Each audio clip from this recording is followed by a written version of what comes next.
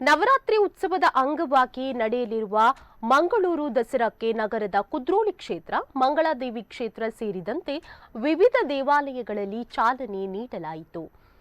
ಮಂಗಳೂರು ದಸರಾ ಸರ್ಕಾರದ ಭಾಗವಾಗಿ ಆಚರಣೆಯಾಗುತ್ತಿದೆ. ಇದು ಜನರ ಹಬ್ಬವಾಗಿದೆ ಎಂದು ಸಂಸದ ನಳಿನ್ ಕುಮಾರ್ ಕಟೀಲು ಹೇಳಿದರು.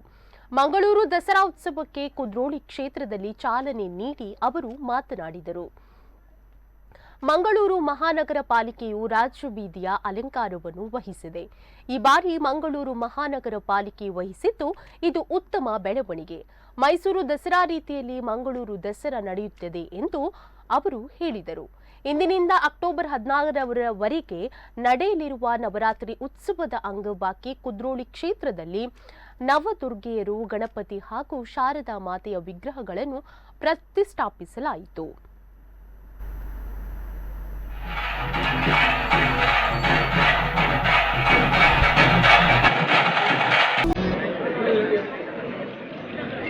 ರಂಜಿತ್